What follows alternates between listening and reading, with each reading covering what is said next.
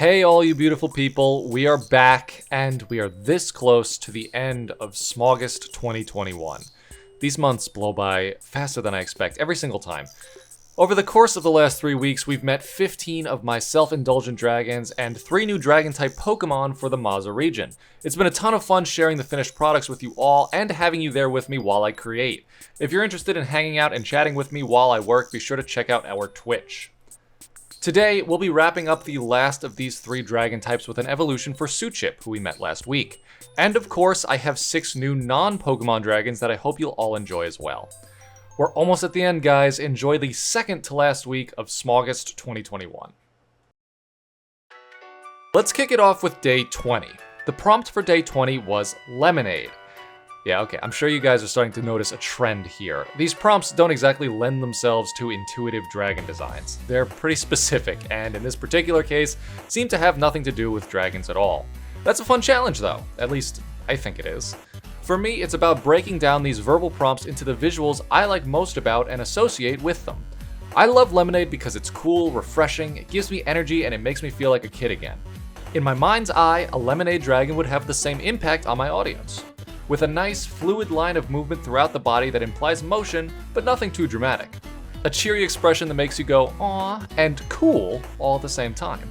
And of course, my favorite hue of colors, pink into yellow. I used to make fun of my sister for taking pictures of glasses of lemonade, but I get it now. It's like summer in a glass. And this dragon is like summer in a lizard, with bug wings and like lemon-shaped crests. I love this piece so much. Claire actually used it for our August Patreon print reward tier. My Twitch chat named this one Ginny.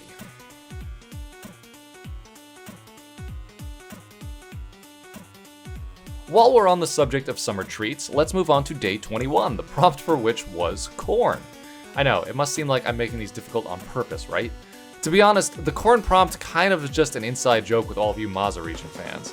I first confessed my love for corn on this channel when I created the Maze Men line, and my feelings towards the vegetable have not changed.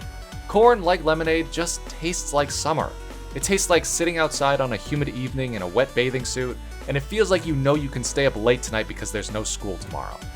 More than just how it makes you feel, corn is a beautiful plant. Us Americans are mostly used to the yellow stuff, but you can find red corn, blue corn, hell, even rainbow corn. To take full advantage of the wide range of corn beauty, I gave this dragon 3 heads. Honestly, 3 heads isn't enough to do all of the different varieties of corns justice, but it's a start. I had a ton of fun with this one, painting in each kernel and reminiscing fondly of summer memories.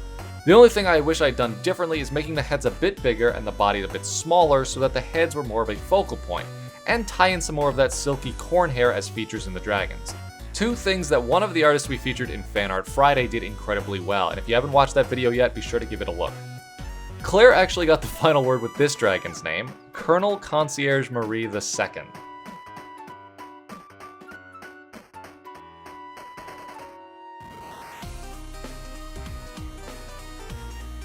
Okay, we're taking a conceptual leap from summer snacks to gorillas. Day 22's prompt was just gorilla. Look, I like gorillas. It turns out it was a little harder than I was expecting to fill out a list of 31 words that I find interesting as subject matter, so towards the end of it, I just started listing things that I like indiscriminately. And to be honest, I thought that the gorilla prompt was going to be a lot easier for me to come up with a good concept for. I love the apes. They're powerful but mellow, smart but not inherently violent, and anatomically, well, they're basically just humans but cooler. But for whatever reason, I had a hard time translating all of that into a design that I was happy with. You'll see in this process video that I went through a couple of different rough sketches, one that I even started painting because I thought that I liked it. My biggest issue turned out to be that making the whole thing black, gray, and brown like a real gorilla just didn't feel exciting enough to be a dragon. So I cheated a bit. I mixed in some elements from other primates that could spice up the visual design, and it doesn't get more spicy than a screaming mandrill, and the pops of color in the face and chest gave me just the right amount of dynamism that I wanted. I also thought it would be fun if the piece had 2 dragons, a big, scary papa and a cute, innocent little troublemaker baby. I hear the argument that it's not a gorilla or a dragon, and it's valid, but hell, I still like it. This is my self-indulgent month, after all. Fuck you guys, I'm just doing this for me. No, I'm just kidding. I love you crazy kids. I named these guys myself, Papa, Bum Bum, and Little Nanners.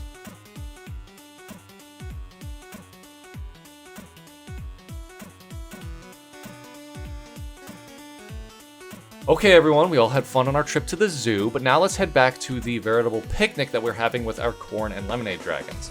All we need now is a pool. What does a pool dragon look like? Is it made out of water? Is it made out of cement? Is it a big water slide shaped like a serpent? Someone did that as their pool dragon, it was pretty sweet. My pool dragon, like the other dragons so far this month, was meant to capture more of the visual and emotional associations I have with pools through color and form, rather than a literal translation. My first idea was this cute little chubby dragon floating in their water wings because they're not too good at swimming yet. The real life references I used were of dolphins and alligators, and I thought it was a cute hybridization. I believe that this is the first of any dragons I've made so far this month that was actually wearing clothes. I guess I could have just painted some patterns representing pool floaties and a pair of trunks, but I don't know, I just thought it would look cute dressed up like their mama brought them out for swimming lessons. Plus, a bright blue with saturated reds and oranges, it really feels like pool colors to me. I can almost smell the chlorine just looking at this guy. Some of the design was also influenced by the pool party skins Claire and I designed for the League video we made about a month back. Kinda like Rel's dolphin mount brought to life. Instagram named this cutie Chloe.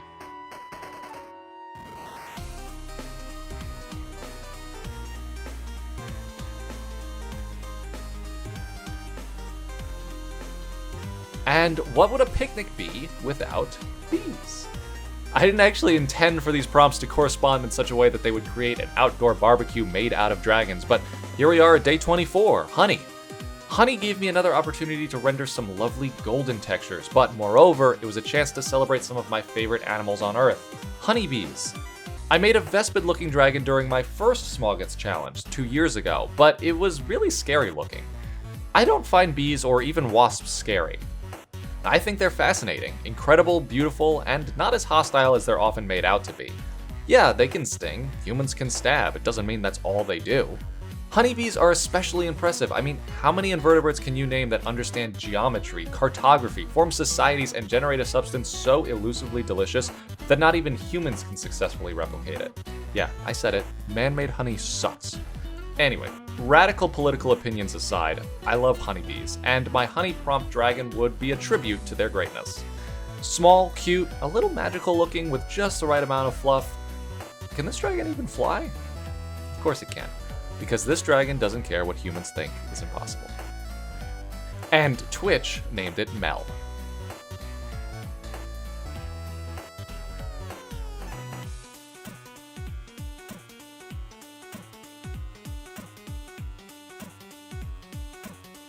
Finally, we end the non-Pokemon dragons with day 25's prompt, Rainbow. In my head, I imagined this piece to be very mythical, very dramatic looking. Every dragon we've seen so far this week caters more to my love of the unconventional, and all look a bit silly in one respect or another. The Rainbow Dragon was to look like a badass Yu-Gi-Oh monster, but not like the Rainbow Dragon that already exists in Yu-Gi-Oh, because that one's kinda lame. Shockingly, this is not even my first time creating an Epic Gate Bride Dragon, but I didn't want this one to look like another Rasselas. Still proud, still majestic, but with an entirely different anatomy. I wanted the wings to take up most of the canvas on this piece, as they would sport the range of hues making up the rainbow part of this Rainbow Dragon. I also picked more avian features for the body on the whole, feathery and soft features that made it easier to stylize a shift in colors throughout something like a massive wing or tail feathers. Like with my dragon for the prompt Cosmic, I actually experimented with some other brushes, more than just the round brush in this piece. I broke out the shimmer brush again and a few other painterly strokes for more luminance in the wings. It may not be consistent with a lot of my other dragons for this month, but that's really what this whole thing has been about.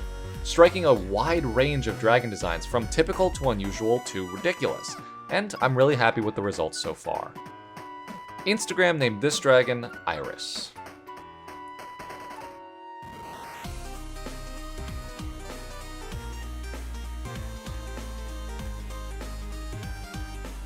Week 4 of SMAUGUST has just about come to a close. We've finished up with our non-Pokemon designs, and now it's time for the much anticipated evolution to Suchip that I promised you all last week. Just as a quick refresher, the prompt that I used to design Suchip was hunger. As a result, Suchip was designed with the ancient Aztec god of crocodiles Chipactli in mind. Now, you guys all saw Suchip's first design in last week's video, and you know that I changed it. The reason being was that I designed Suchip as you saw it in its original form, then designed the evolution. As I explored the concepts behind both hunger and the prompt for day 26, patience, Combined with the visuals for both crocodiles and Chipactli, I realized that what I had created in the second form was a much better representation of both themes, and the visuals for the first form should be modified to better match those representations. Suchip was mostly mouth, as its defining character trait was its insatiable hunger. Sutro Bile, the second form, brought a second element into the design. The Aztec god Chipactli was described as a creature so ravenous that it had a mouth on every joint of its body. While I loved that concept, it seemed taking it too literally would clutter the character's design to the point where it didn't look like a Pokemon anymore. Instead, I kept in mind the theme patience. At first glance, Sutro Bile would appear to be more reserved than its first form, a closed mouth, a knowing stare, and a rigid pose. Then you notice the second set of jaws. A serpentine, arced body allowed me to simulate the shape of a second set of massive, ferocious-looking jaws bubbling over with a strong acid powerful enough to dissolve any prey. Sutro Bile is willing to wait for a meal because it knows that once it finds its target, there will be no escape. This, of course, was a perfect opportunity to add another poison type to the Maza region, and I imagine that the admins of whatever evil team we add to this generation would probably use this Pokemon on their team. I switched up the colors of Sutro Bile from its first form to more clearly signify this change in typing. Sutro Bile, the patience Pokemon. Sutro Bile can go for months without eating. They're found lurking in desolate, unfrequented swamps and marshes in the Maza region, lying patiently in the mud for the perfect meal. While they can eat almost anything, older Sutro Bile know that the best, most nutritious food is worth waiting for. Their secondary jaw on their backs is big enough to swallow prey twice their size, and the corrosive acid they produce in their stomach is so powerful it can burn a hole straight through solid steel. And that brings us to the end of week 4 and the last of our Dragon-type Pokemon for the Maza region. I hope you all enjoyed these new Mons. Let me know in the comments what you think of Sutro Bile and the other 3 Dragon types. We still have one more week of Dragons left, so I'll see you guys next week in the final video of SMAUGUST 2021. Peace!